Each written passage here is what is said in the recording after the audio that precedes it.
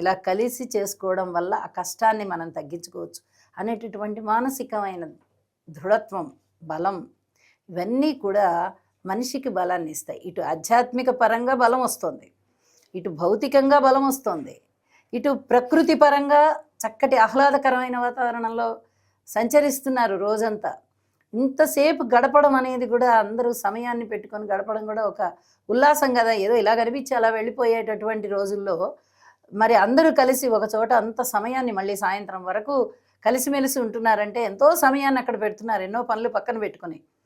నా కోసం నువ్వు ఉన్నావు, నీ కోసం నేనున్నా అనేటటువంటి ఒక బంధుత్వము దృఢపడి, ఒక దైవ చింతన పెరిగి, ఇలాగా రకరకాలైనటువంటి భావనలు మనకి ఇక్కడ కనిపిస్తూ ఉంటాయి. ఇవన్నీ ఒక ఎత్తు అయితే, ఇంకొకటి ఏంటంటే ఒకళ్ళు ఎక్కువ ఒకళ్ళు తక్కువ అనేటటువంటి భేదము లేకుండా ఆ భోజనానికి కూర్చున్నప్పుడు ప్రతి వాళ్ళు మన పక్కన ఎవరో ఒకళ్ళు కూర్చుంటారు, ఎవరి పక్కన ఇంకొకళ్ళు కూర్చుంటారు. భేదభావం లేకుండా, మనసులో ఒక స్థాయి భేదాలు అనేవి రానివ్వకుండా చక్కటి ఐకమత్యంతో అందరూ కలిసిమెలిసి భోజనం చేస్తారు. ఇది ఒక సుహృద్భావ వాతావరణాన్ని పెంచుతుంది. ఇలా వనంలో చేయడం వల్ల, ముఖ్యంగా ఉసిరి చెట్టు కింద చేయడం వల్ల ఆధ్యాత్మికమైనటువంటి జ్ఞానం పెరుగుతుంది, అలాగే పుణ్యం కూడా పెరుగుతుంది. వనభోజనాలలో ఇంత పరమార్థం ఉంటుందండి. క్షీరాబ్ది ద్వాదశి వ్రత విధానం ఒక్కసారి వివరిస్తారా? క్షీరాబ్ది ద్వాదశి అంటే పౌర్ణమి ముందుగా వచ్చేటటువంటి ద్వాదశి అనమాట. శుక్లపక్షంలో వచ్చేటటువంటి ద్వాదశి. దీన్నే చిలుక ద్వాదశి అని కూడా అంటారండి. అయితే ఈ ద్వాదశికి చాలా ప్రత్యేకత ఉంది.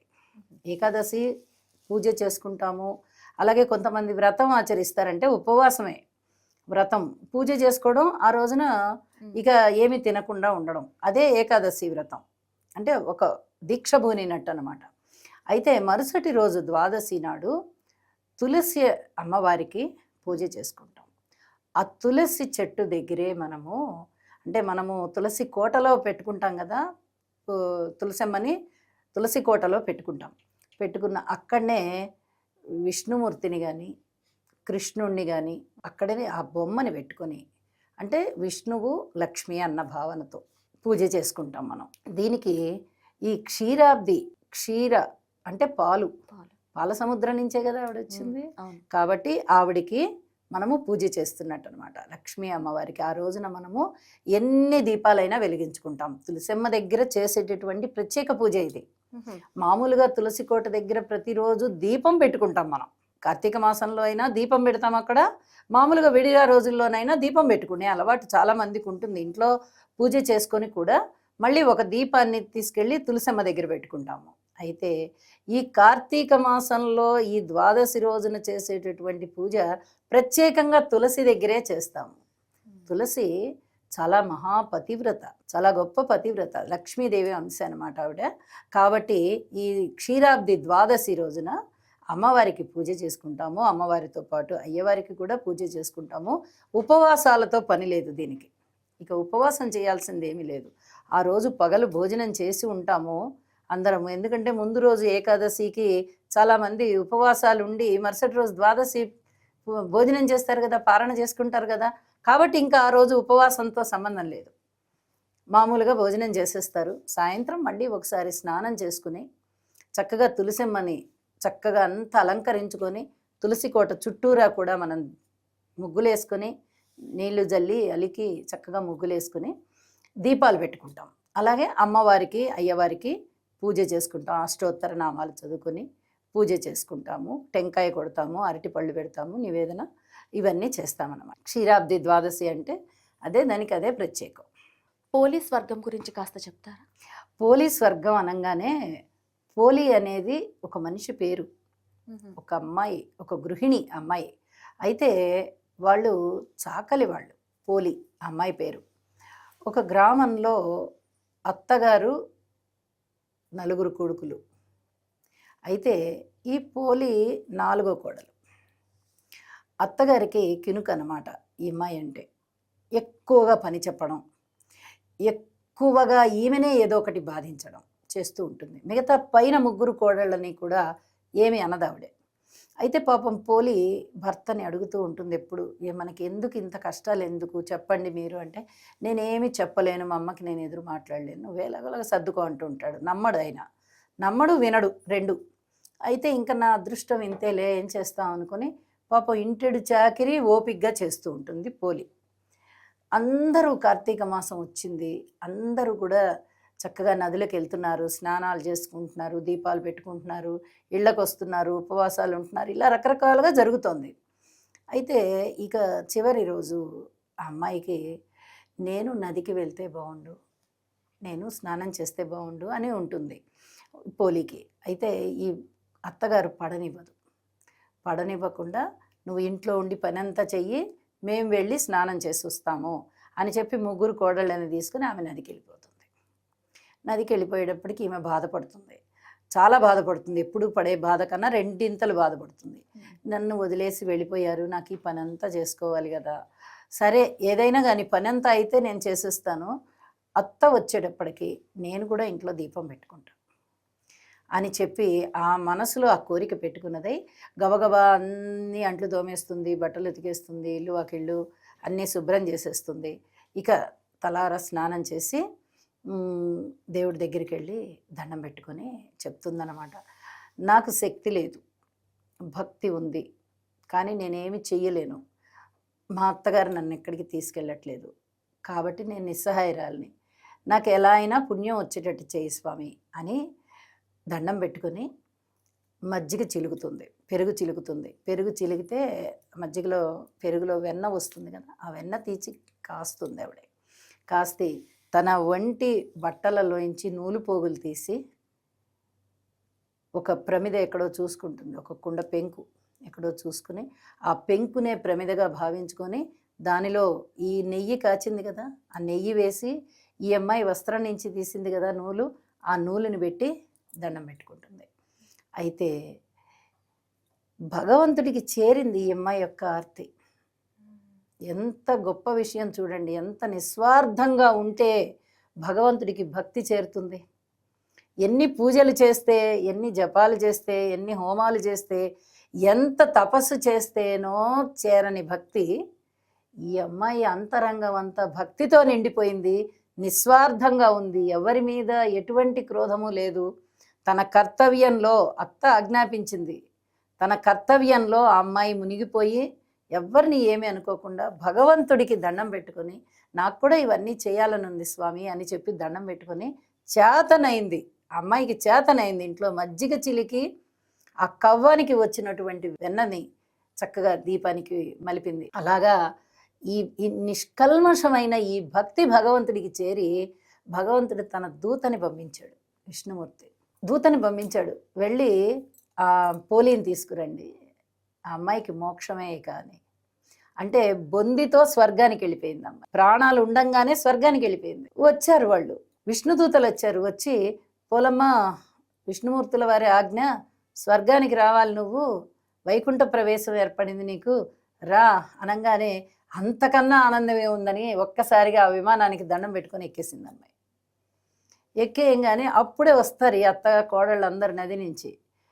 వెళ్ళారే కానీ నదికి ఈ అమ్మాయి జాసే వాళ్ళందరికీ ఏమన్నా సరుకులు అమ్ముకుంటోందేమో, ఏమన్నా ఇంట్లో ఉన్న వస్తువులు ఏమన్నా అమ్ముకుంటోందేమో, మనకి తెలియకుండా ఏమన్నా తింటోందేమో, పడుకుని నిద్రపోతోందేమో, ఇలాంటి ఆలోచనలతో ఉన్నారు. ఆలోచనలు అక్కడ కలుషితం అయిపోయాయి వాళ్ళకి. ఈ అమ్మాయి ఏమో పరమ పవిత్రతతో నేను చెప్పిన పనులన్నీ చేశాను భగవంతుడా, నాకు పుణ్యం కావాలి, నేను చక్కగా నీ యొక్క కరుణా కటాక్ష వీక్షణాలు కావాలి అని ఈ అమ్మాయి మంచి మనసుతో దండం పెట్టుకుంది పోలి. వాళ్ళేమో అనుమానంతో ఉన్నారు, మనసుల్లో తేడా ఏర్పడలా. అక్కడ మలినమైపోయినటువంటి మనసుతో ఉన్న వాళ్ళు ఒక్కసారిగా ఈ పోలిని చూసి, అమ్మో పోలి ఎక్కడికి పోతున్నావు అనగానే విష్ణు భటులు చెప్తారు, స్వర్గానికి వెళ్తోందమ్మా, వైకుంఠానికి వెళ్తోందమ్మా అంటే, మేము వస్తాం అని వెళ్ళి అమ్మాయి కాళ్ళు పట్టుకున్నారు. అత్త పొందర పట్టుకుంటుంది, ఆ అత్త ఇలా పట్టుకొని వేలాడుతూ ఉంటే కోడలు పట్టుకుంటుంది ఆవిడ కాళ్ళు, రెండో కోడలు ఆవిడ కాళ్ళు పట్టుకుంటుంది, ఇలా ముగ్గురు కోడళ్ళు పైన అత్త, ఈ నలుగురు పోలి కాళ్ళు పట్టుకొని ఆ విమానంతో పాటు వెళ్ళిపోతూ ఉంటారు. వెళ్ళిపోతూ ఉంటే ఆ విష్ణుదూత ఉంటాడు కదా, ఆ విష్ణుదూత చెప్తాడనమాట, మీరందరూ పాపం చేసుకున్నారు, కల్మషమైన మనసుతో ఉన్నారు. ఈమె నిష్కల్మషమైన మనసుతో ఉండి ప్రతిరోజు భగవంతుణ్ణి పూజించేది. విష్ణుమూర్తుల వారు ఆ భక్తికి మెచ్చి ఈమెని తీసుకొచ్చేయండి బొందితో స్వర్గానికి అని చెప్పారు. ఆ పోలికి పుణ్యం వచ్చేసింది, మీరు ఇంకా బాధలు అనుభవించాల్సిందే, మీరు నరకానికి పోతారు, మీరు పుణ్యం చేసుకోలేదు, ఎప్పుడు అనుమానంతో ఉన్నారు, స్వార్థంతో ఉన్నారు మీరు అని చెప్పి ఒక్కసారిగా చేతుల్ని నరుకుతాడు ఆయన. సుశీలుడు అతని పేరు. చేతుల్ని నరకంగానే అమ్మో అని కింద పడిపోతుంది. ఆ కోడలు అత్తగారి కాళ్ళు పట్టుకున్నటువంటి ఆ ముగ్గురు కోడళ్ళు కూడా ఇక ఆధారం లేదు కదా ఆకాశంలో, కింద పడిపోతారు. కుయ్యో మొర్రోం అని వాళ్ళు మొత్తుకుంటూ ఉంటారు. ఈ దృశ్యాన్ని మొత్తం ప్రజలందరూ చూస్తుంటారు, ఆ నగర ప్రజలు. పోలి స్వర్గానికి వెళ్ళిపోయింది బొందితో. ఎంత పుణ్యాత్మరాలు.